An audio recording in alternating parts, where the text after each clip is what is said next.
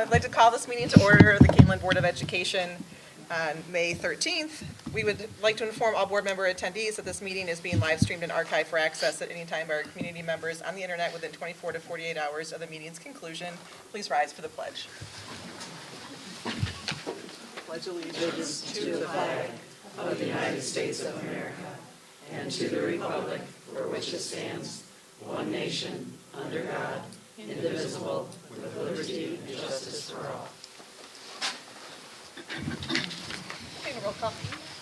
Mrs. Sparber. Aye. Here. Mrs. Junk. Here. I think she's somewhere. Yes. Mr. Carey. Here. Mr. Lawler. Here. Mrs. Pavlak. Here. Mrs. Witt. Here. And Mr. Rivas is absent. All right, with 6 members present, we have a quorum. Would anyone like to move something from the consent agenda to new business, or have a comment?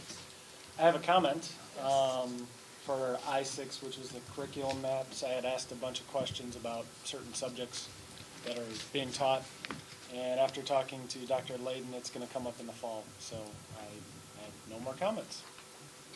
Okay. I have Yep, I'll let you.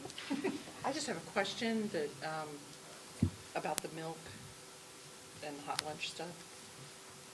It mentions that there's, a certain amount in the account. Does that just stay, is that something that just stays where it is? Because if it gets to be, we can't move it somewhere else if we need it? I'm working on finding that out. Okay. While we were participating in the National School Lunch Program for both schools, you had to, but I need to find out now that the high school is out, if we can release that to be moved around. Okay. So I'll come I back can, later? yep, I can put it in a Friday update once I learn. Wherever, yeah. Yep. Thank you. So, Anything else? All right, so the consent agenda will stay as tagged, so now we need approval of the agenda. I'd like to entertain a motion to approve the agenda. So moved. In a second, Second. and a roll call. Mrs. Junk. Aye. Mr. Carey. Aye. Mr. Lawler. Aye. Mrs. Pavlak. Aye. Mrs. Sparber. Aye. Mrs. Witt. Aye. Motion carries 6-0, and we'll move on to board superintendent salutes. Thank you. All right, sure.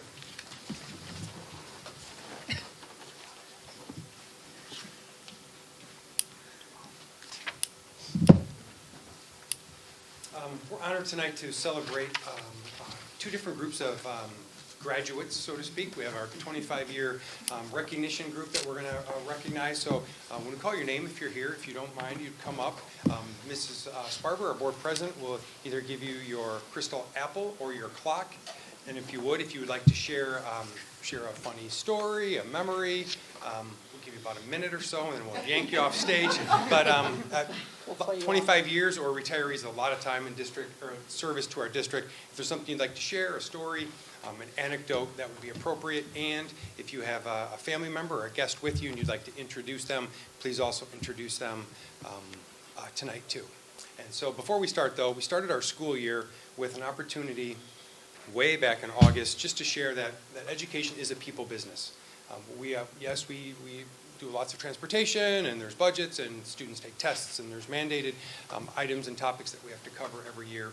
But really, we are in a people business. We have wonderful people in Kaneland. We have wonderful students that we educate. And so tonight, it just gives us great joy and pleasure to be able to celebrate our 25-year recognition award receipt. Not award, really, but wait, award. You survived 25 years. That's awesome.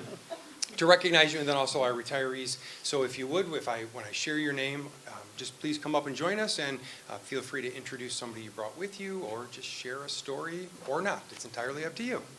So our first person is Dana, 25-year recipient, Dana Altieri.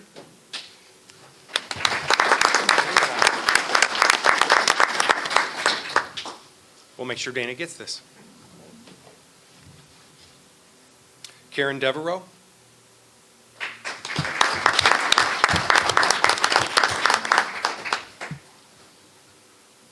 Gail Payton. Congratulations.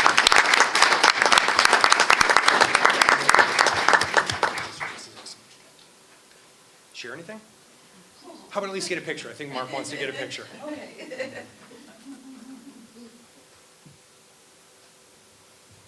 I think the best part is just Sorry. I think the best part of 25 years of Kaneland is just the people and the students and my colleagues. This year has been very exciting to see some of my former students have children that now I have at school. So that's fun and just very thankful. Thank you. Cindy Violet?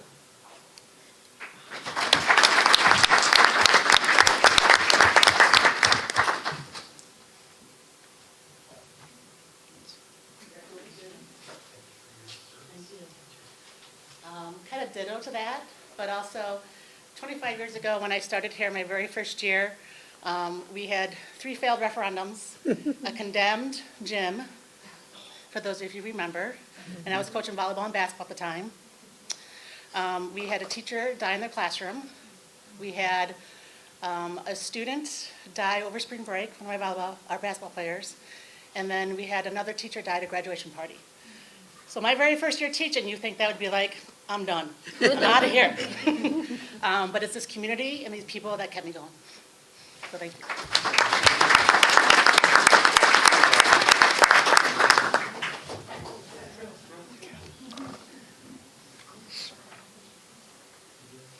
Hands full on this one with Betty, which is our segue from our 25-year recipient to a retiree. So Betty is both of those this year. So Betty, please come up and join.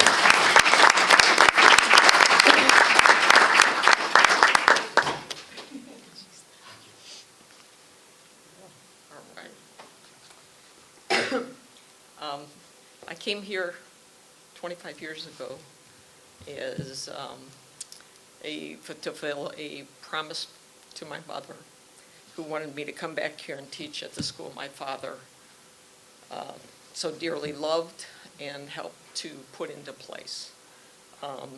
I did, and I'm glad that I have been here. I stayed a few years longer than I thought I was going to, but I think 42 years in education is enough, so thank you.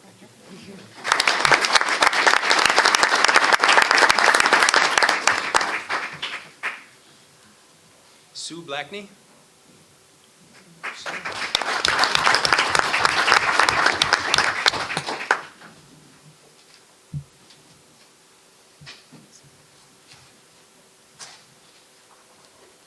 Lucille Conradi. Lucille.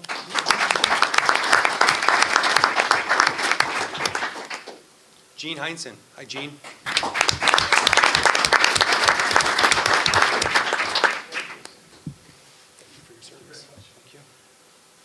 Same thing everybody else has said.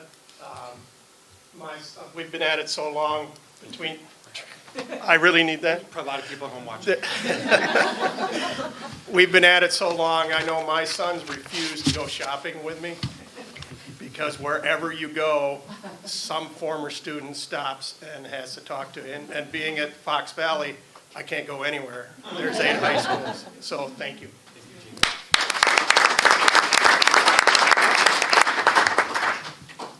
Tom Hewells.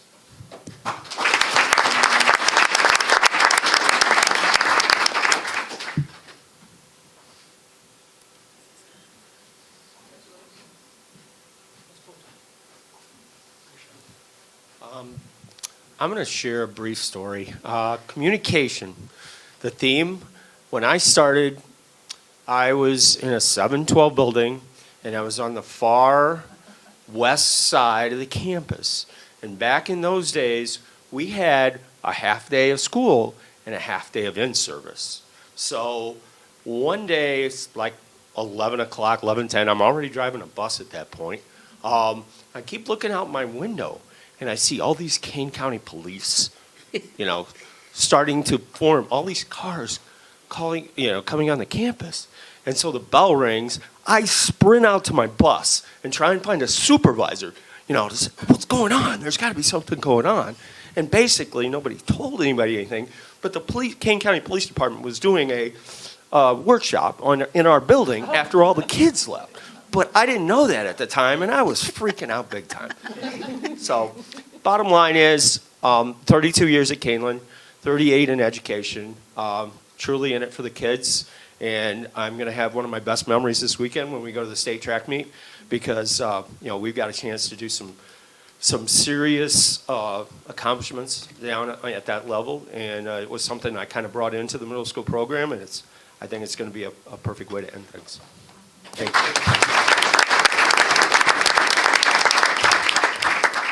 Lynn McHenry.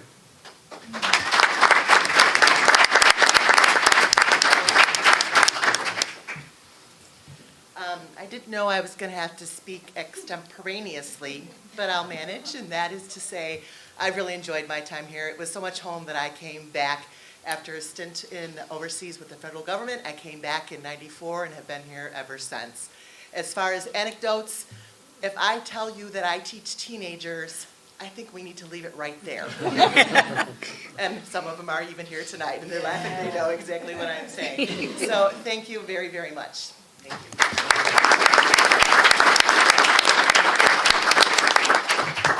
I forgot to introduce my daughter.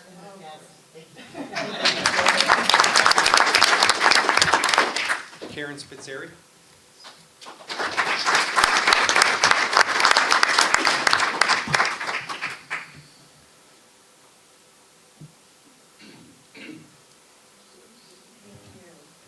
Thank you very much. I have a 35-year-old daughter, going to be 36 in July. Mr. Hewell's daughter. So you're talking about your students, and yes, yeah, Natalie was one of yours, and she's my eldest, but it's how long we've been here, right? We've been here a long time, we know one another, and I don't know, it's going to be different. It'll be good, but it'll be different. And thank you, everyone, for everything you've done. I appreciate it.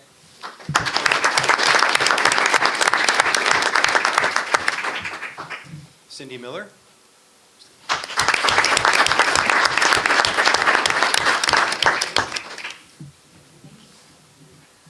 Well, I have lots of stories that I could share from the health classroom, but we won't get into that tonight.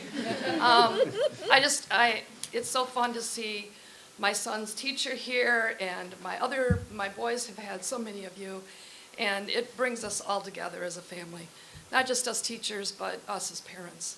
School board, thank you for all of the things you've done over the years, and all of you that have retiring with me. Yeah, it's the next chapter, and we're all smiling about it.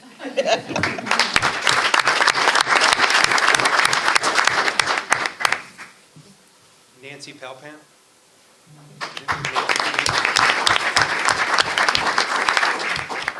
Joan Rule.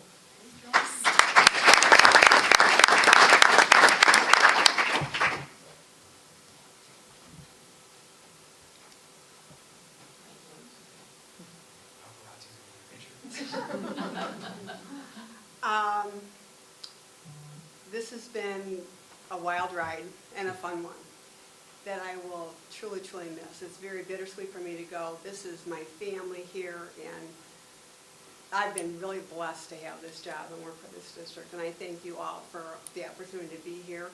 And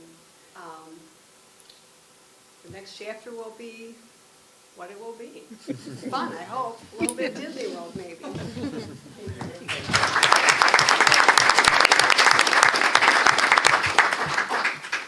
Linda. I'm sorry, my husband Jay is here. Linda Smakowski.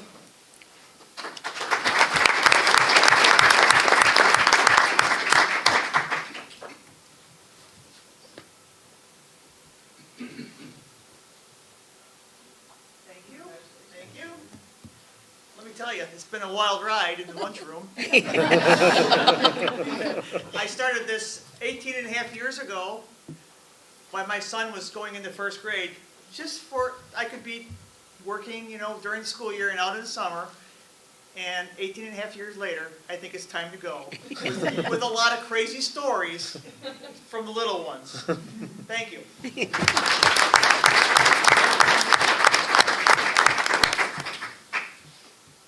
Melissa Strong.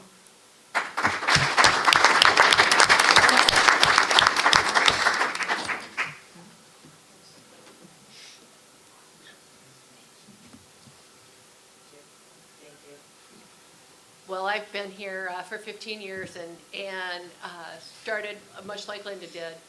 My husband was traveling a lot, and I'm like, I just want to work here, and have the same hours and days off as my children. And that was 15 years ago, and I've loved every minute of it, just about.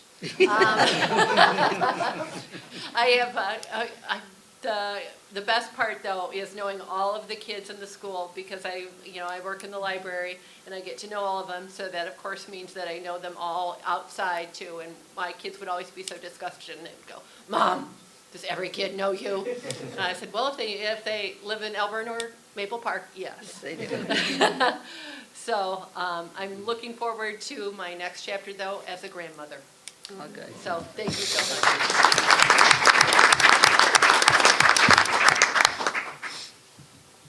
Betty Wojnowski.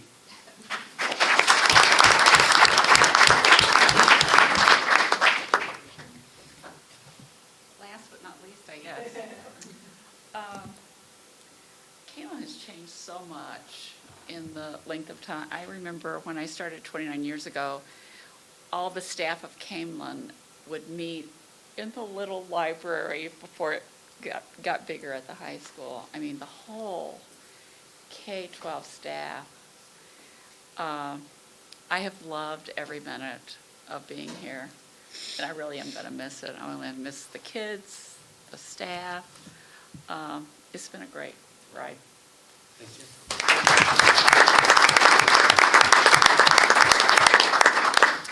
Just again, one note of thanks. I believe when we added it up to start the school year, there were close to, with both of these groups, about 400 years of service to the Kaneland community. So all the lives that have been touched, so on behalf of our board and our parents and our community and those that don't have the opportunity to say thanks again to you, thank you for your years of service, and congratulations to the adult graduating 2019 class. So, thank you.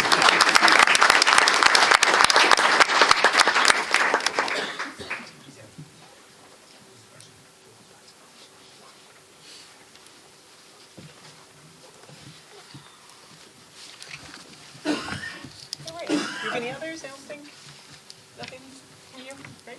All right. So then we will move on to public comments. You guys are more than welcome to stay, and if you sneak out, we won't be too offended either.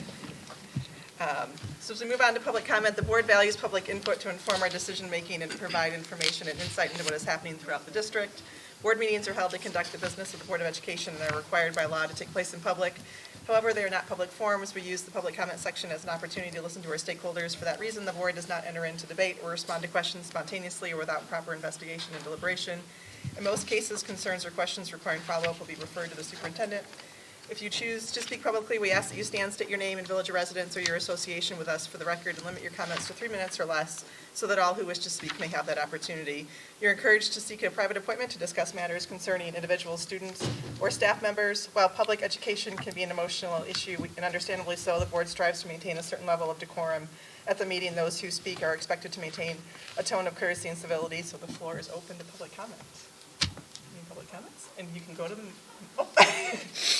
the microphone if you don't mind. Thank you. I'm going to have this. One for everybody? Yep, I'll pass it. Perfect. Thank you. Yep.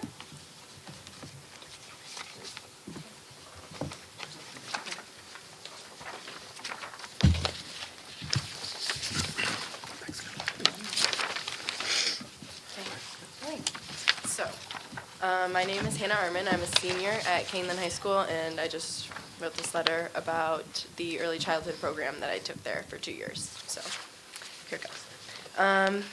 So we are writing this letter to express our unhappiness and unfair treatment during the last year of our high school career regarding the Small World Preschool.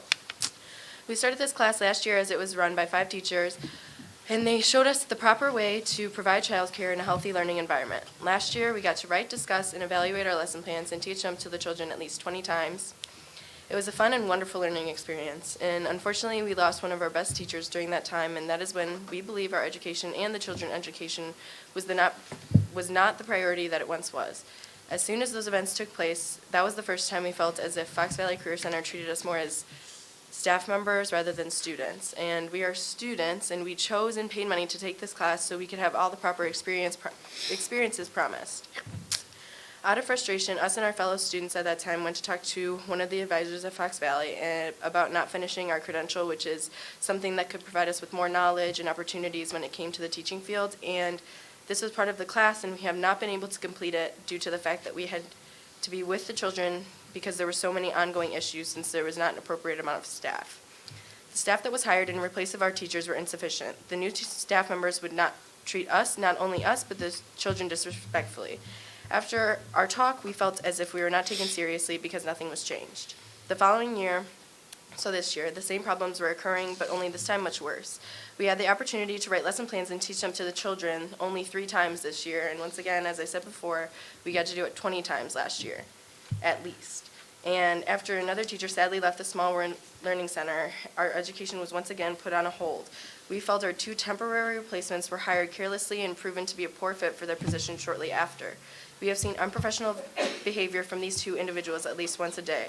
As students, we should not have to worry about the well-being of the children. We should be learning how to become better teachers, not teaching our superiors how to be better. Here are some situations in which we saw these ill-fitted acts happen to the children we have built relationships with. Once, I saw a teacher tell a child to stop crying because big boys don't cry. And this is something that we learned never to do from our year 1 experience. It was unfair to put us in that position because we had to step in and tell our superiors that they weren't supposed to be doing what they were doing. In another incident, a teacher spoke aloud to the classroom so the whole classroom could hear, and they said that I can't even deal with these kids anymore. She waved them off, completely ignoring them until her lunch break, which she took too long and also too early. We would be with the children for more time than we should because she would take our lunch breaks when it should have only been 30 minutes. Since this happened, we did not have time to write our lesson plans, again putting our education last. When the teacher would actually be in the room with the children, she would not interact with them unless they went up to her directly. When we did group time and the students were trying to learn proper teaching techniques from her, she would be too lazy to get up that she would just let one of us take over instead because she did not want to get out of her chair per usual and do her job. Our other teacher couldn't model how to teach to us either because she was never there. When she didn't know how to properly grade our teaching week. All of us got poor grades and negative feedback telling us we didn't do things that were never modeled for us in the first place. These temporary teachers were so rude to the children that when us, the students, would leave them during their nap time, the children would continually beg and cry for us not to leave them in this unstable environment. This unusual behavior never happened last year. The children are always on edge, it seems, because they never know if their teacher will be there or not. Their daily routine, which is very important for children to have, was completely ruined because of the poor decisions made hiring these teachers who didn't even care enough about them to even show up. Although she was not there because of sick days, when she was at school, she did not seem sick at all. They were not a good fit for the children, and this should have been apparent in the interview process. The saddest part about all of this is seeing how terribly wronged our teachers from last year have been treated. They were constantly stressed. They never complained to us about it, but it was written all over their face and body language every day. We have seen firsthand these unfair treatments. We learned last year all about DCFS and the requirements/regulations needed to run a proper daycare facility. Depriving a teacher of lunch breaks or any breaks and not even being able to go to the bathroom is completely unheard of, especially a teacher who has done nothing but good for the children the entire time she has been employed. She is taken for granted, and we are happy for her that she's leaving because no employee should ever have to be put in this unfair scenario in the first place. The wonderful place she has created has been destroyed, unfortunately. Going to her classroom during the day and seeing the children always makes every day extraordinary. We as students have been crying at school and at home because we have been stressed out for the children and constantly worrying about their safety. School should be a safe place for learning, not a negative, chaotic place where tears are shed every day because of how hurt we feel because we aren't heard by the Fox Valley administration. We have so much love for these children, and to not see it be reciprocated by Kaneland administration or Fox Valley administration is disgusting. The last straw is when we learned that we will not get to have our Blackberry field trip this year with the children as promised. This was taken away from third session first-year students and the children. It is a learning experience that is always beneficial to us. We know because last year we went on this field trip and got to do all of the fun things there. The reasoning behind canceling this field trip is completely unacceptable because we still can go, yet it was decided again that we aren't important enough. The early childhood program has been unappreciated the entire time we have been involved. Whether you believe it or not, this class is important, and this class makes people realize, like me, how much they love children and want to become a teacher. It is a life-changing experience to take this class, and it saddened us all to see it ruined by continually poor decisions. All of these feelings have been built up over the past 2 years, and we demand to be heard. We may be graduating, but this class has meant so much to us that we are not going to be leave silently. Thank you for your time. Thank you. Good evening, everybody. My name is James Fox. I am a 2019 graduating senior, and I am a little different from the rest because I am part of the early childhood program, but I am not in early childhood 1 or 2. I have been working there for the past 2.5 years as a student worker, and I am taking the directed studies course this year, which is more making me as a teacher's assistant, which has given me an entirely different insight than the other students have had, because I am there before and after school, and I am there during the day. So I notice a lot more things than some people would, and a lot of times people this year so far have pushed me aside when I've asked something because I am just a student. But I am also a student worker who is concerned about my job and the safety of the well-being of these children.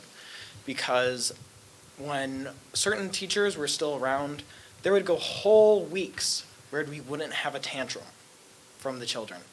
They'd be attentive, listening, and they'd love being there. But since then, I can't remember a day where we haven't had a children or a child screaming, throwing a tantrum. I've been with these kids for 2.5 years, so I've seen their tells, and we've managed to make them go away, but within this year, these children have brought back those small little signs that they're uncomfortable, they don't feel safe, and it's overall concerning, and I really think that needed to be brought up to your attention tonight.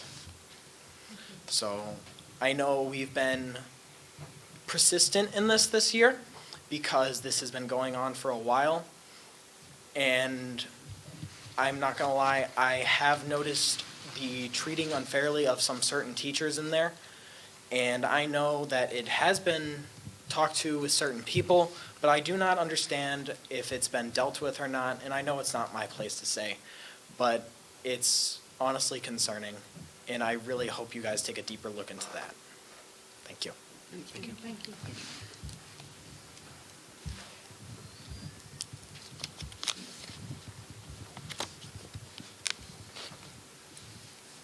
I didn't come to speak to that, but thank you. I know a little of that issue there, so I know the staff is working on it, and yeah, we need to right this ship. It's really going in the wrong direction. Needless to say, what I am here for is on the consent agenda, and my posse that was supposed to be here with me didn't show up, but hats at the high school. There's huge concern about allowing hats next year. I realize it's a pilot program, but most of the security is very concerned about allowing these hats. If we could just maybe say brimless hats, that would solve, lots of problems. But to have the brims, and they feel without being able to see on the cameras if they got the big brim, and anyways, I am not dealing with this every day. I see it, but from what I hear, I never said who I am, did I? Sorry. I'm Carolyn Kumel. I'm an employee at Kaneland High School.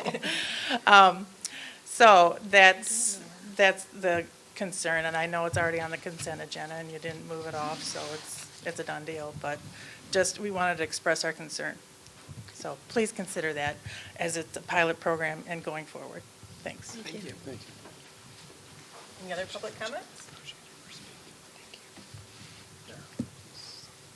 All right, so tonight, then we'll move to the consent agenda. The consent agenda consists of the following action items: the approval of the treasurer's report, April 2019, approval of minutes of the April 2019 special meeting and the April 2019 special and regular meetings, approval of resignation, terminations, and employment of staff, approval of release of probationary educational support personnel employee, approval of destruction of audio recordings from closed session meetings from October 2017, approval of student handbook changes, approval of curriculum maps, approval of membership report, of CAC, approval of membership report of FAC, approval of membership report of FPC, approval of IASB annual dues, approval of 2019-20 hot lunch and milk prices, approval of mobile classroom application for non-classroom use, approval of Illinois Student Assistant Commission transcript exchange for Kaneland High School, and the following informational items: the student suspension data report, the Freedom of Information Act request report, and the field trip notification. Is there a motion to approve the consent agenda? So moved. Mr. Carey, and a second from Mrs. Junk in the roll call. Mr. Carey? Aye. Mr. Lawler? Aye. Mrs. Pavlik? Aye. Mrs. Barber? Aye. Mrs. Witt? Aye. Mrs. Junk? Aye. Motion carries 6-0. The second one's by Witt. Pardon me? Just going to clarify that it was Mrs. Witt. Oh, was it Mrs. Witt? Yes. Would you guys That's take okay. yeah. I don't second. You don't second. Thank you. All right, so we'll move on to new business. J1, update on school improvement plan results. Annually, if you recall from the fall in September, along with Mr. Rice and Dr. Mum, our high school, or our elementary and high school and middle school principals show up and share the school improvement plan goals for the year and outline the highlights and what we're going to try to tackle throughout the year. And so I know one of the things the board has asked for and wanted was an annual recap of those goals and how we're doing. So this is that opportunity for, on behalf of that entire group, that Mike and Sarah are back here to share. So, Mr. Rice, I'll let you start. So here we are. As Dr. Layden shared, this is the second year we've done this. I think some of this information came to you already through different channels, whether it be our curriculum connection or the weekly update or things. But this is really our chance to talk about it a little bit more in depth and give you a chance to ask some questions or just have anything clarified that you might want. By way of introduction, some of tonight's presentation blends a little bit with how our teachers are evaluated. So just in case I slip into some of that language, I wanted to kind of put that out there to start. All of our staff choose 2 student growth goals to equal 30% of their overall evaluation. And the way that we've done that here in Kaneland for the last few years has been to have an all-in goal that all of our staff are allowed to connect with and encouraged to connect with as we do that from K all the way, or EC, all the way up through 12. And that's worth 15% of their goal. And then over the years, there's been some choices as to how they've filled out that second 15%. Some have written their own, some have latched onto school-wide goals. And last year we actually, and I'll talk about this in just a moment actually, we had a secondary kind of district-wide goal running that many of them connected to as well. So that's just a little bit of background on how the school improvement plans also blend with evaluation. So if you hear me start to use that language, you're not completely confused. Go ahead and click that. We're pretty excited. Despite some of the results that we'll share with you in a moment, we're pretty excited about the direction that we are moving as a district. I think you know Kaneland 2020 has charged us to really move towards becoming a more personalized environment for our students. We're lucky that you've been supportive and our staff has been supportive of really looking at what that means and what changes that means for us and undertaking really growing in our understanding of what teaching means and how we connect with our students. And some of the goals that you might see around us as far as we're going to raise our reading score by 5% or things like that are traditionally what I think people look for, but you've been gracious enough to allow us to really invest in some different types of goals. So first and foremost, just thank you for that. One of the things I think I'd talk about next, though, is an example of that is our learner profile goal. So by way of, well, I guess I skipped that slide, but I guess by way of, this is going to take me here anyways, we shared with you in the past our partnership with the Institute for Personalized Learning out of southeastern Wisconsin. And one of the biggest tools that we've gotten from them has been their Honeycomb Framework. You see kind of a small section of that on the slide there in front of you. The blue cells in the middle, there are 3 of them that the Institute puts forward: the learner profile, proficiency-based pathways, and then customized pathways, or proficiency-based progress and customized pathways are really the 3 core cells that they say a personalized learning environment are built around. So if you remember back to the 17-18 school year, we really focused on that idea of the learner profile. And we wanted to make sure that our students and our staff were using this tool to get to know themselves better. It was becoming more available for our staff to use so that they could access that and design learning opportunities around that. And as we bridged into this year, we wanted to build on that. And Dr. Mum will talk a little bit more about the proficiency-based progress side of the goal. But what we were committed to was not creating a series of checklist items. We didn't want to just say, well, in 2017-18, we set up our learner profile goal. We did very good, and we met it, and we exceeded it. In fact, I think we earned the distinguished rating as far as our criteria went in that 17-18 school year. But we didn't want to just stop there and say, okay, we got it once, so let's move on. So last year, here's where you can kind of click again. Last year, we decided to keep that goal as a focus area. It was not our I guess, specific district-wide goal. It was one that the teachers could choose, but we knew as a district that we wanted to devote a lot of time and energy to this. So I won't read the entire thing to you there, but more or less it was the same concept as that we had a year ago. And we wanted to see our students using the learner profile, thinking about how it impacted them in their classrooms, and then taking it to the ultimate level of really acting on that. We wanted to look at this as a year-to-year growth as opposed to what you've traditionally heard us talk about, is that idea of we're going to take a dipstick measurement in the fall and then compare that to our winter measurement in February. But because we'd already had some data here, we wanted to look back, and you'll hear me talk in a moment about where we ended in the February of 2018 versus where we ended in February of 2019. We set a fairly ambitious goal for ourselves. We wanted to get as many of our students up there as possible and in levels 2 and 3. So we wanted to get as close to 75% as possible. That's just, I guess, there's our levels of growth. You can see our goal was to get as many students to 75%. Just as we've done in the past, we kind of walked that down and what do these different ratings mean. Again, this is somewhat where it starts to blend with our evaluation system a little bit. As we were looking at staff that might have adopted this goal and used it as part of their evaluation, we needed to make sure that we had these categories for them. So based on what their growth was, we wanted to make sure we could rank them. As we worked with staff, as we worked with our administrative team, as we worked with our SIP teams, nobody for a moment thought we would be anywhere below 75%. But then the school year happened. So what you see here in front of you is kind of the blue line is what we had at the end of last year. The red line is what we saw when we took our data in the fall of this year. And the yellow line is what we saw when we took our data in the winter of this year in our February data collection timeline. The goal is to reduce the bars in the first two columns there and then raise them in the first two sections, I guess, and then raise them in the last two sections. And we did that. But if you look at those yellow bars, especially compared to those blue bars, they're almost identical.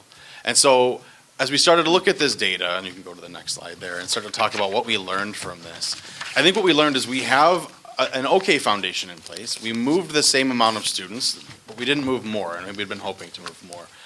I think in part we were somewhat victims of our own success. In that year one, we did so well and we moved so many students across the line, and we didn't have to do too much to change our practice. And so I think all of us, as we were sitting there planning, thought, okay, we didn't have to do too much. We have a core of students that have already been exposed to this for 1 year. If we continue to do the same sorts of things, we will, of course, see growth. We learned that wasn't necessarily the case.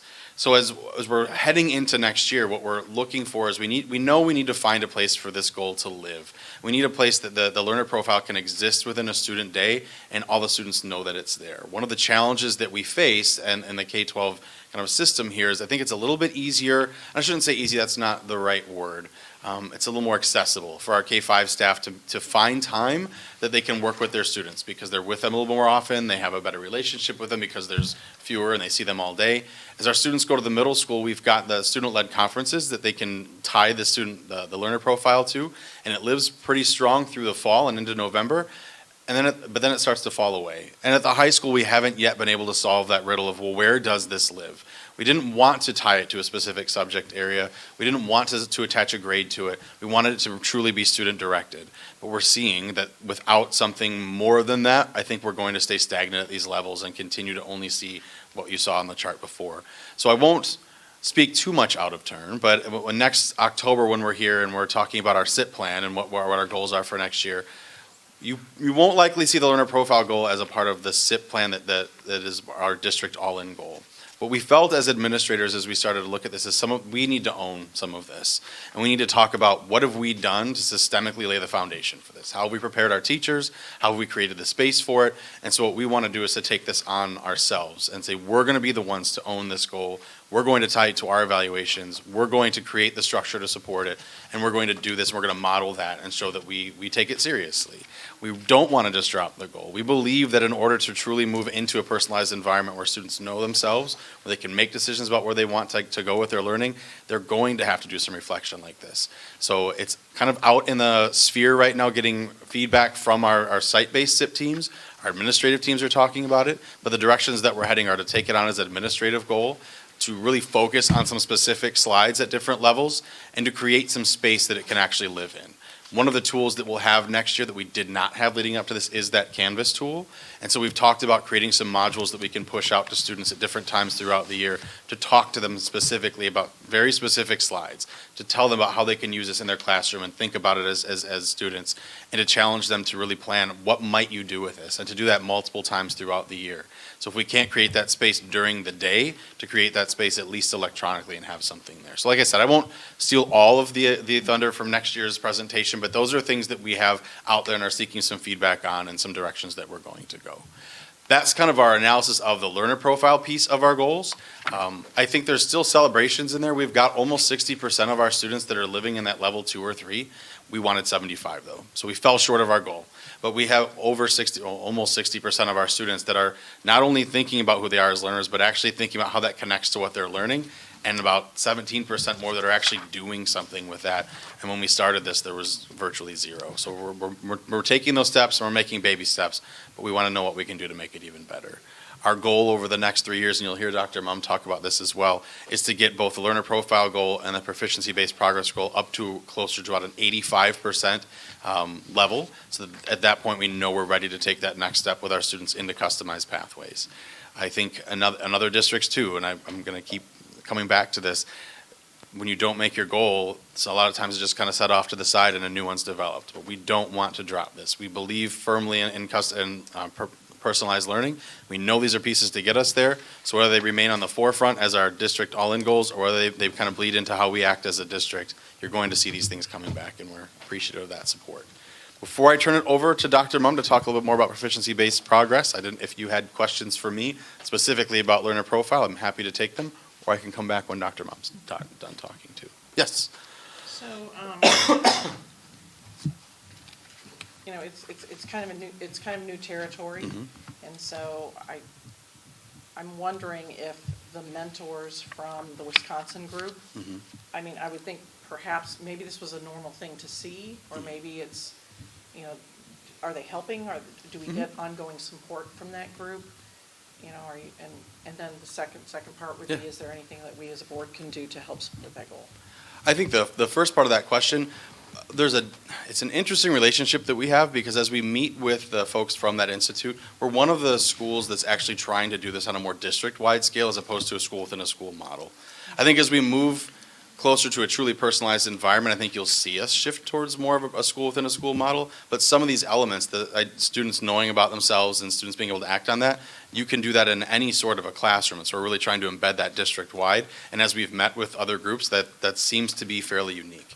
And so what we get are, wow, that's great, and how are you guys doing that? And then they usually will share with us stories about how they've done it with a smaller staff. So we get support, and we can take ideas from that.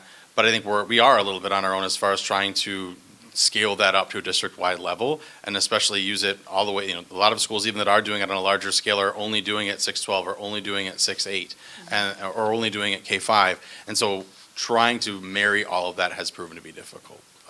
And I think the second part of your question with just what you can do to support, I think you've done a lot. You've given us and I'm not just saying that, you've given us the permission to pursue these goals. I think Canvas is going to be an excellent addition to helping us reach our students in a different way. You've supported our work with the Institute. You've supported sending our staff up to work with them. You've supported things like all the furniture for classrooms and the materials that we request. So if we have requests, believe me, we'll bring them to you. But so far, you've done, I think, what you can to support us in this. Yes, sir. Mike, can you tell me, remind me how you achieve these data points? Sure. Yep. So what we do is in the spring and the fall, we go out and have conversations with students. So we train a core of, this year it was our entire administrative team, so about 25 people there. Okay. And then we had members of our school-wide SIP teams, and that was probably between 25 and 30 people there. Okay. And we create like a training module, for lack of a better word, and run everybody through that. We have some case studies and some scenarios. We talk about what types of questions are you asking, what answers are you looking for, and then we go out and we have individual conversations with students. Off the top of my head, I want to say it's around 1,200 to 1,300 students that we try to, across the district, in a ratio that's common to kind of the students that we're talking to, we go out and have conversations with. I do think that factors in a bit to the data. When you've got me, who has never worked with a third grader, for example, and I go and I try to have that conversation, I don't know that I do that as well as someone who that's their day-to-day. So one of the things we've talked about moving forward is how do we make sure that we're either training people to have that level of conversation, or we're picking people to have those conversations that are more grade level appropriate. Yeah, because I was going to ask, like, how confident are you that these numbers are reliable? Like, is there enough gray in here that maybe this isn't exactly the whole Yeah, picture? I think it's a soft science, if you will, so I think Yeah, there's right. definitely gray. One of the things we've done, when we do our training, we'll all talk about, okay, in this scenario, what might you do? So we try to do some of those inter-rater reliability pieces. Sure, yeah. But it's, again, being that you're out there in the moment and you're having those conversations, no doubt there's somebody that would rate it a 2 versus me who would do it a 1 and some of that. But we try to mitigate that as much as possible. I mean, you know, you're saying you hit 60 instead of 75. I would think maybe. Sure. Right? But maybe you hit 66 and you don't know it. Or For maybe sure. you hit 70. You know what I mean? Yep. So, yeah. One of the things, especially with this goal, as we are looking to potentially use Canvas to push it out, is to have a writing component from students that come back that we really could sit and analyze as a group Yep, yep. and try to be a little bit more on the same page. Okay. So again, that's one of those pieces that's kind of in the works right now, but we're constantly looking at how do we reduce that gray area. Sure, sure. Thank you. You're welcome. Great. Okay, I will turn it over to Dr. Mumm. We'll talk about proficiency-based projects. The interesting part, kind of back to your question about the proficiency-based goal, is the goal is really focused on, do the students know the I can statement for the lesson they're learning right then? Can they then articulate how that goal, how they are applying that goal and advocating for feedback on it? Are they getting feedback specifically to that I can statement? And then once they get that feedback, do they know what their next step is? Interestingly enough, when we go to do the visits, and we visit for the learner profile the same time as these, there were some classrooms we visited, the I can statement is literally on the board. The teacher is pointing and saying the I can statement as we're sitting there, and the student saying, nope, I've never heard that. And so I think it too is a little bit of a nervousness of, I don't know who you are. You came and sat down next to me. And so it not only the relationship of grade span to grade span, but it's also that we're not in their classroom all the time. They may know what the task is, but when I say I can in front of it, or they're just thrown off by me sitting in the desk next to them as well and asking and kind of quizzing them. And so I do think the reflection that we've done on how can we get more reliable sources, maybe it is that written piece that we can do a norming meeting around, or how can we have student focus groups that we can spend a little bit more time than sneaking into their lunch table and asking them real quick, or dropping by science in the middle of a moment where they really just want to go do their lab. And so we're really trying to refine some of those assessment practices. The proficiency, yeah. The longer you guys talk, I guess I keep coming back to, why is the administration the ones that are out trying to collect these data points versus having the staff do it with their students? Well, we do it with staff, instructional coaches, and the SIP teams. What we want to do is sometimes when you are the staff member collecting your own students that you serve, there tends to be a hidden bias because you know them so well. We found even when we did like running records for reading, when I test the kids that I have all the time in reading group, I tend to think, well, I know they know that because I've heard them say it last Wednesday, but that's not an accurate assessment. If they didn't show it to me at that point in time, that skews the data the other way. So we wanted to try to balance that bias of knowing the student so well that we had this conversation before, so I'm going to give you credit, versus not knowing the student at all and damaging the data that way. So there's a sweet point in between, and we just haven't found the exact perfect way to collect it. Thank you. Yeah. It almost sounds like you're overcorrecting in some ways. Absolutely. The other direction. Yeah, for sure. And I think that's what we found in the reflection of the overcorrection led us here, where in reality, if we do more training and have a norming type of experience, then I think we've hit closer to that balance. Sure. The proficiency-based goal is interesting because we didn't have any data previously. This was our first year really focusing with staff and students on knowing that I can statement for every unit of study or for every lesson every day, posting it, articulating it, and then making sure your feedback is directly linked to that. And then the next step and the final step of, so what do you do with that feedback? How do you know as the student where to go next? So we did some research and kind of thought of in 3 years or 2 years when we get to customized paths, what % do we want to be at? And we backed it up. And that was our best way to kind of set that 60% increase goal. Obviously, we set the the different levels per the evaluation process based on getting to that 60% gain from our 12 to 15% that we had in the fall would get us to 65% or more of the students knowing that I can and being able to say, yeah, my teacher gave me feedback specifically to that. It is difficult when you don't have any pre-data to kind of base what is technical or average growth within a year, what's expected growth within a year, and so we just tried to really work on that 60%. And as you can see in the next slide, we were just a little bit below that. We ended at a point where we had 57 students instead of getting closer to that 65, really in level 2s and 3s being able to tell us, yes, I know that I can, yes, I know the feedback, and I know what to do with it next. And so while it was deflating, I think, as Mike and I were running the actual numbers, there's a huge celebration in that. When you're visiting most of our students in most of the classes during that day, they know what they're learning, they know what they need to do, and they're getting tailored feedback to their next step in that I can statement. But that was, we definitely knew going in, it was a difficult, rigorous goal, but we've also talked to students through personalized learning of, if you don't take that risk to fail, you're never really going to have that next attempt to reflect and learn from your failure. And so while we failed at this, we do see it as our first attempt at learning, which is the acronym for FAIL that Mr. Faulkner tells me all the time. And that is really, I think, the celebration here is that we absolutely didn't meet the mark that we wanted to, but we've learned huge and reflected from it. Some of the lessons I think I've already kind of touched on are really being able to talk to students fluently about the I can statements. They do have them in all content areas. We've seen them in the classrooms. We've seen the students really come alive with knowing the I can statements. And now it's really piecing that next puzzle piece together of, is the feedback they're getting detailed enough that the student knows, yes, that matches the I can statement. It's not that global good job or keep going, but it's very targeted and specific to the I can statement, which is a focus that we want to continue for next year by really developing proficiency tables that can outline explicitly, both for the teacher and the student, here's what proficiency would look like. So anytime I'm giving you feedback on this standard, we know we want to hit this mark, and that clarity, I think, will help this goal considerably grow next year. We are really hoping that through the development of the proficiency tables, that teacher ownership of what proficiency looks like and the action plans for implementation will increase as well as the administrative ownership of that. This is going to be one of our all-in goals for next year, because we know that the work that we're doing and the feedback that we're working on in proficiency is truly going to push us to be able to get to that level where we're ready for customized paths. Next. That's it? No, there's a... I was going to say, I practiced more than that. I went over the big wins. One of the huge ones, I think, is one of the second bullet points, or third one, sorry.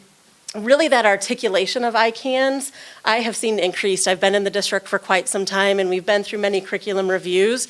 But I want to say that this year's curriculum review cycle was even more powerful, to be able to hear teachers from early childhood through 12th grade discuss an I can statement, find it on that next map, and see how it scaffolds to each other, and giving themselves feedback on their ability of writing those I cans within their units. And so I know the work is really pushing us to get exactly where we need to be.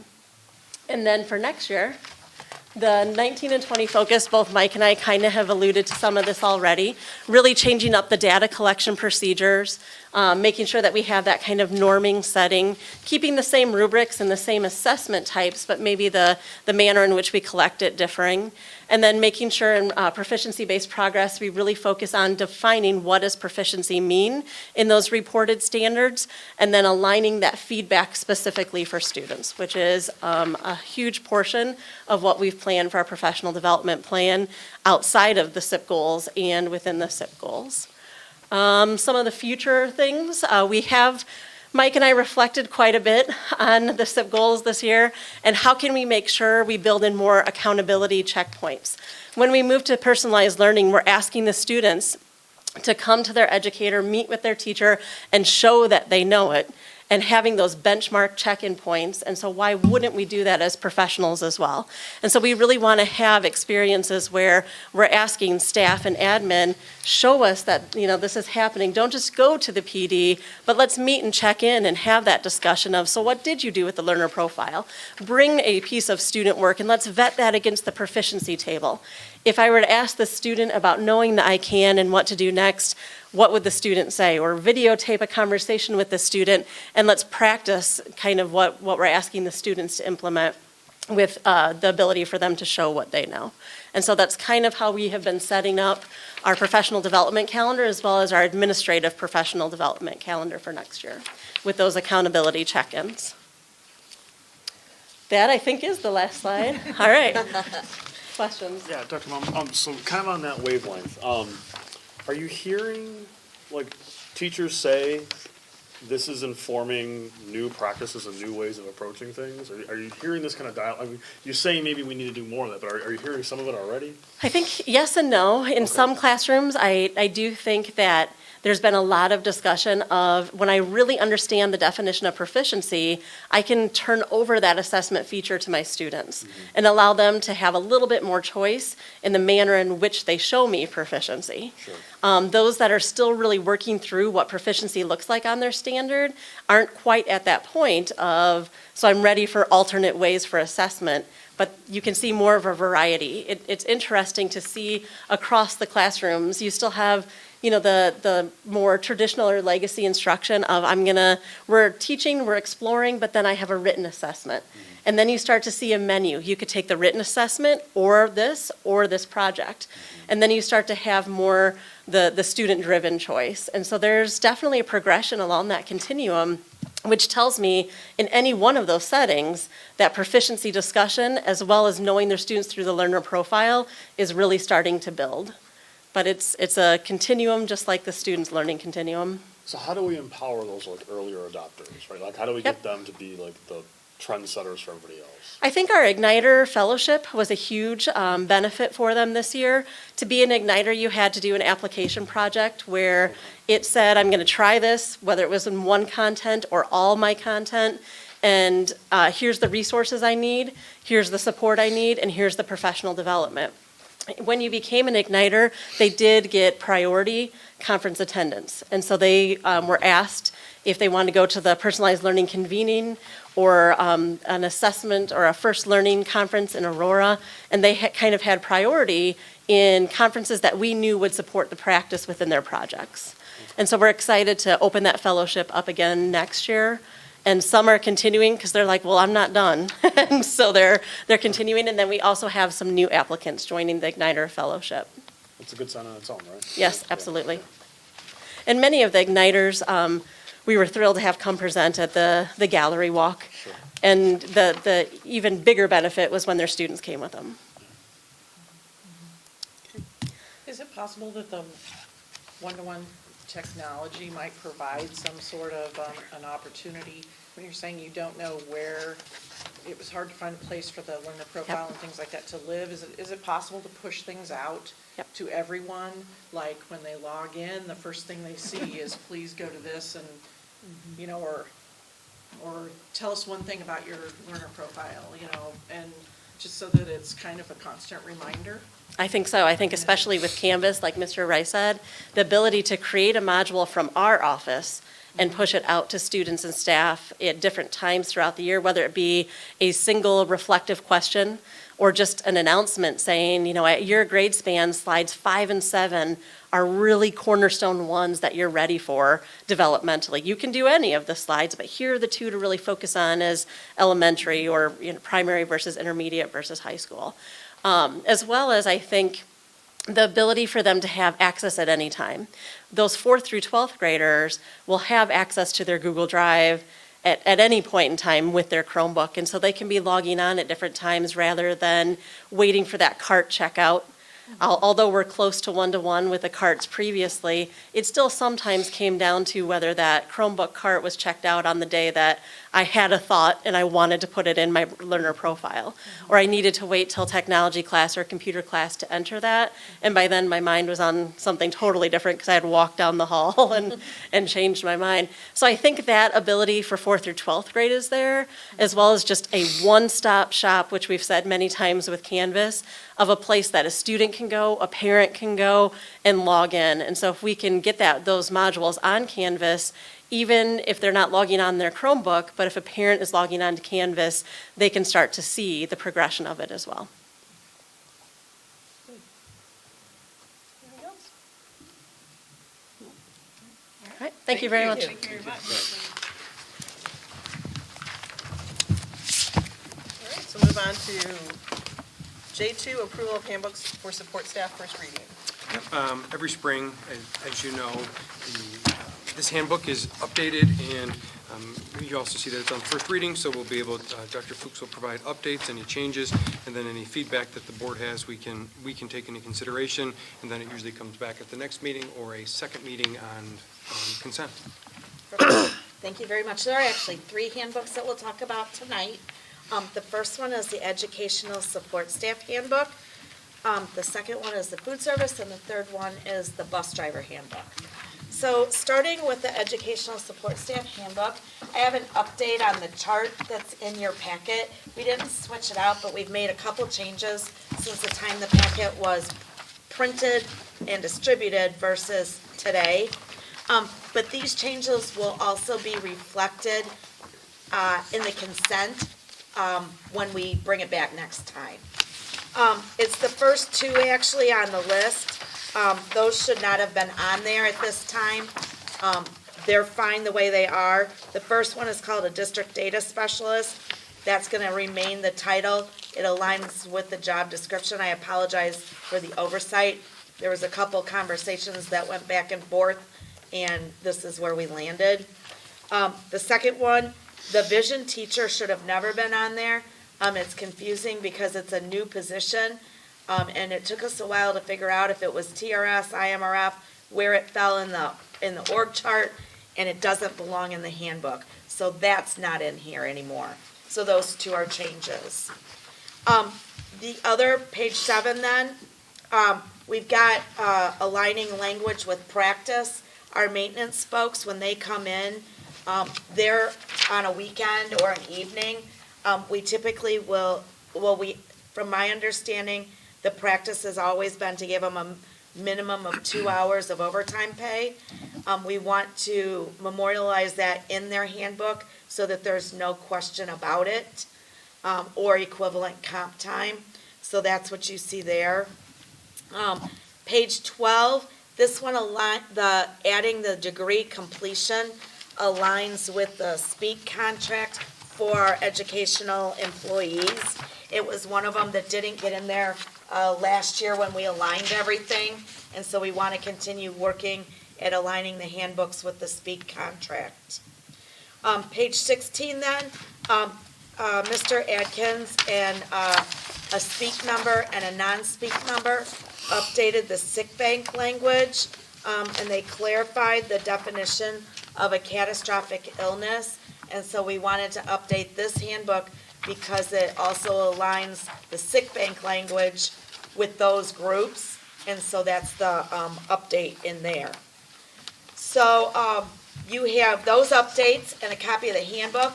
In the handbook on those pages, you'll see the changes in bold with anything old struck out, and it's consistent through the other handbooks.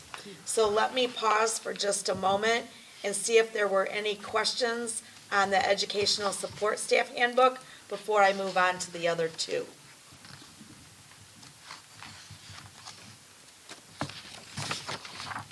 Okay, I'm not hearing any questions. So moving on to the Food Service Handbook. This is all pretty much regulated by the Illinois Department of Public Health. Gigi, our food service director, has reviewed the Food Service Handbook. At this time, for the 1920 school year, there are no suggested updates because the policies of the IDPH have not changed. The temperatures are still the same. The food safety handling procedures are still the same. And so at this point, this information, we are recommending no changes. Are there any questions on the food service? Okay, the transportation handbook then has the most number of changes, just because every year we find ways to do things different or better. We find problems that need to be clarified, or we add services that we want to update. So let me go through the transportation. And it's not transportation, let me call it the bus driver handbook, because the other transportation personnel fall under the educational support staff handbook. This is a bus driver handbook. So let me start then with page 10 in this handbook. This will continue to have to be updated. On page 10 is the salary schedule for them. At this time, we don't have the 1920 recommendation. I anticipate that the board will be making a decision on that at some time in the future. When that happens, my recommendation then is that that gets updated in this handbook and distributed accordingly. Page 12, that's a clarification. The handbook always, our bus drivers provide direct service to kids. So because of that, we have pretty strong language that suggests that they shall not take a personal day, the day before a holiday or a break, because those are days when everybody would like to do that, because it adds a day on it, but then we don't have enough people to do the jobs. So that language has always been in here. The part that we added was next to the words Institute Day. At some point, we added school improvement days, at this point quite a while ago. And so we wanted to get the school improvement days listed in here as a day where we don't want bus drivers to tack on an extra day. However, please note, if they have a family emergency or something that would cause them to have to be gone, we wouldn't probably deny it, but we would strongly encourage that they try to avoid it for the sake of providing service to our students. The next one then is the sick bank language. Again, same rationale as with the Ed Support Services. Page 17 is the dress code. We want to be sure that our drivers are following proper shoe safety. Without handbook language, it's difficult to hold them accountable for times when they don't, and so this will help us with that. And you can see the types of shoes that we're looking for that will help them to be more safe on the school bus. Page 19, we've got a few drivers on occasion, not always, just occasionally, where they'll call in sick on a Friday, but then we don't know if they're going to be better or not for their Saturday field trips. So we want to have language in there that says if you call in sick on a Friday, we're going to reassign that field trip, and then you can go back on the list to bid for another one. The reason why is if they are still sick on Saturday morning, well, now our director who doesn't work on Saturdays has to find somebody Saturday morning on short notice to cover that field trip.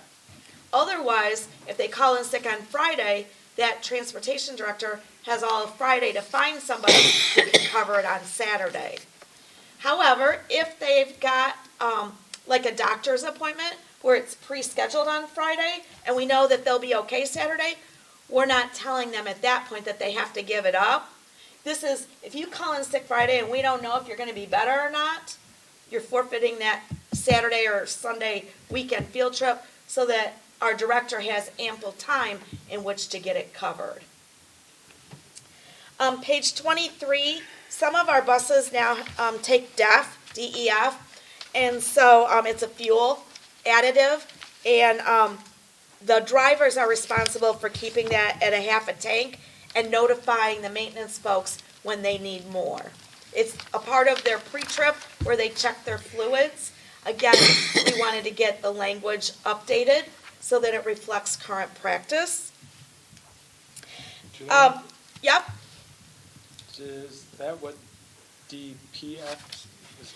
no, DPFs are diesel particulate filters, Okay. which are different. Okay. We no longer have those, so that whole language, if you look in the book, is then X'd out or removed. Those are what we used to have on the older buses that we kept warm in the winter without plugging them in. And so that one is different. And we no longer have the Okay, I was off DPS. Yep. All right. Lots of acronyms, I apologize. No problem.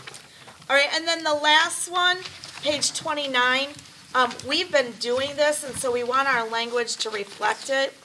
We have 1 or 2 trainers in addition to the director who administers the physical strength and dexterity test. And so we want to make sure that the language reflects the fact that there may be a designee doing that. And it's not subjective, it's pretty objective. Because there's a stopwatch, can you get off of the bus in a certain amount of time? Can you pull the amount of weight? There are various tests. Again, having a trainer do that is not subjective because of the test, it's very objective. So I'm not feeling like it's a problem with regard to systems. Those are the recommended changes for the transportation handbook. At this point, do you have any questions besides the acronyms? Okay, and again, I apologize for the oversight on those 2 first things. I'll reiterate that in the paragraph that comes in the consent agenda for May 29th board meeting. That way you'll see it one more time that those are no longer there. Okay? Thank you. Oh, we do need the motion. Yeah, Thanks. okay. So is there a motion to approve the recommended changes to the Educational Support Staff Handbook, Food Service Handbook, and Bus Driver Handbook as presented on first reading? So moved. Is there a second? Second. Any discussion? Roll call? Mr. Lawler. Aye. Mrs. Pavlik. Aye. Mrs. Farber. Aye. Mrs. Witt. Aye. Mrs. Junk. Aye. Mr. Carey. Motion carries 6-0. So we'll move on to the Superintendent Board Report. Yep, I'll provide a number of updates with the end of the year being intensively high school busy. A number of these are high school updates. There are things K-5 or EC-5 and middle school going on, but I'll concentrate on these for now, and then I'll just send more updates as different events arise. Start tomorrow night for the 14th. We have baccalaureate at 7:30 at the high school. Then this Wednesday, we have our spring choral concert, also at the high school, but in the auditorium. Senior Academic Honors Night at 7 o'clock, also in the auditorium at the high school. You've seen our FFA group a number of times. They've come here to present and share on behalf of activities and their accomplishments. They do have their plant sale after school from 3 o'clock to 4 o'clock on both Thursday and Friday coming up this week, and they do a great job with those. So if you're available and nearby and getting ready to plant some new flowers or annuals, perennials this weekend, this is the place to come and get them. Sunday, a big day, our high school graduation at Northern at 5 o'clock. In your packet, you should have the parking pass and your bracelet. We are waiting to hear back from one board member about attendance, so we're trying to get a hold of him, and we'll finalize that. But if you have any questions regarding Sunday, we generally meet there at 4 o'clock, a couple minutes after 4. Then 5 o'clock we begin, and it's about a 2-hour ceremony. It's a nice event. If you have any questions, directions, parking, let me know.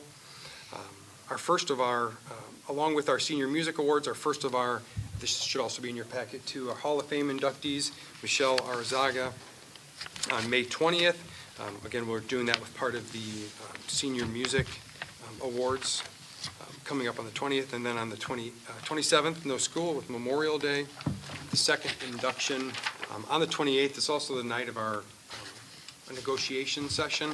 So there is a conflict for some board members, but on the 28th is our sports awards and two other inductees, Mr. Bill Blaisdell and Mr. Dan Witt. So they'll also be inducted on the Hall of Fame on those nights, along with our senior sports awards. Do you know what time that is? I think it starts, I'll have to let you, I'll send something to you, but I think it's 7 o'clock. Okay. But I'll find out for sure. Okay?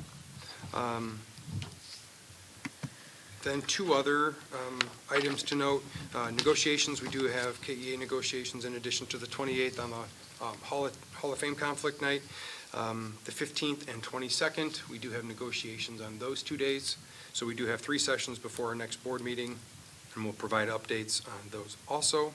And then the last thing, as you're probably hearing, either via email or from some of my updates around the news, the last legislative spring session is underway through pretty much the end of the month, and there are a number of education-related topics that are being discussed, and as I receive those, I'll be sure I forward those out, and as you get updates too, through the IASB, feel free to ask me questions, especially if there's anything that's a call to action one way or the other. If you have questions on those and what our district or the Alliance support is, let me know, and I can always provide that direction too. And as we get closer, we'll make sure we provide updates. And then when the session's over, whatever laws have been enacted, we will have updates on those too and how it might impact Kaneland. But it's always busy and tenuous now between now and the end of the legislative session. So those are my updates. Great. I have 2 updates. The first one follows Dr. Layden's. We heard this afternoon that they're going to release the third quarter mandated categorical payments. That's about a month ahead of last year at this time.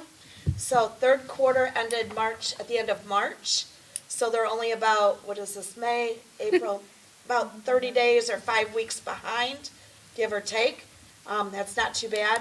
So this third quarter payment then, on a cash basis, is our 4th payment this year. At the beginning of the year, they gave us 1 payment from last year. We've had 2 others, and then this one. So that's going to make us whole for cash. Now we just need to see when that 4th quarter actually gets here, if it gets here by June 30th or not. So that's a good thing. We like to see that state money come more regularly. So it's very, very helpful, especially with budgeting. The second thing is we also received money from the Village of Sugar Grove for new houses. It's about half and half land cash, half impact fees, just under $5,400. So we'll put that in Fund 21. Better than nothing. That's true. Well, not only that, but remember, we just paid off our last payment in February on those debt certificates. So money is no longer coming out of that fund. Now that fund can start to grow again. So that if we do see growth, we're going to be able to pay for it through land cash and things like that for buildings and land that we may need sometime in the future. So I know it's not much, but it's better than where we were looking at it being negative. So, yeah, I feel good about that. Those are my 2, thank you. Great, thank you. And obviously, we're trying some different, slightly tweaks to the configuration, so if anyone has any feedback, let us know. It might change a little bit next time too, but we're getting there, I think. So there's our administrative plug. So do we have any topics for future agendas? All right, so public comment. This is the second opportunity for public comment. Any public comment? No? All right, so then we will move to executive session. When executive session come out for Colin, and then we'll go back in. Yes, Okay, so all right. Two sessions. So executive session tonight is for the collective negotiating matters between the public body and its employees or the representatives or deliberations concerning salary schedules for 1 or more classes of employees and the employment, compensation, discipline, performance, or dismissal of specific employees of the public body or legal counsel for the public body, including hearing testimony, a complaint lodged against an employee of the public body or against legal counsel for the public body to determine its validity. However, a public body may not properly discuss budgetary matters in closed session under this exemption, even if budgetary matters may be directly or indirectly affect its employees. you should go through all those. No, it determines validity. Yeah, exactly. Yep, yep. Stop after validity. So we do expect action after tonight's executive session. So once the executive session has, so we will come back, the recording will end momentarily, and we will come back for action after this executive session. So we're going to go into executive session for those reasons. Is there a motion? So moved. In a second? Second. And a roll call. Mrs. Pavlik? Aye. Mrs. Farber? Aye. Mrs. Witt? Aye. Mrs. Junk? Aye. Mr. Carey? Aye. Mr. Lawler? Aye. Motion carries 6-0. Thank you.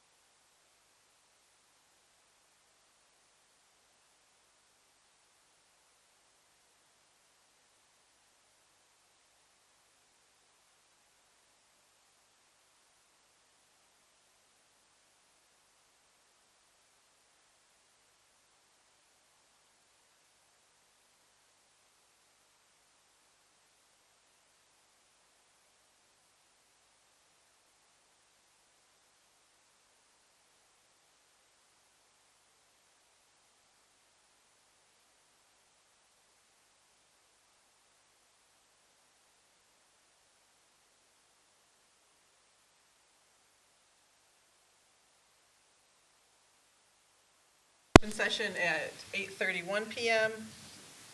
And I would like to make a motion that the Kaneland Board of Education recommend that Ms. Laura White receive a 1-day suspension without pay and 2 hours of driver retraining due to receiving a citation from the Sugar Grove Police Department and failure to report the incident properly. Is there a second? Second. And a roll call? Mrs. Sparber? Aye. Mrs. Witt? Aye. Mr. Carey? Aye. Mrs. Junk? Aye. Mr. Lawler? Aye. And Mrs. Bablak? Aye. Motion carries 6-0. So we'll now go back into closed session. There will be no additional action taken this evening, therefore the live video stream will be concluded. We're going to go back into closed session for collective negotiating matters between the public body and its employees or their representatives, or deliberations concerning salary schedules for one or more classes of employees, as well as the employment, compensation, discipline, performance, or dismissal of specific employees of the public body or legal counsel for the public body, including hearing testimony on a complaint lodged against an employee of the public body or against legal counsel for the public body to determine its validity. Is there a motion to go into executive session for those reasons? So moved. And a second? Second. And a roll call. Again, Mrs. Sparber? Aye.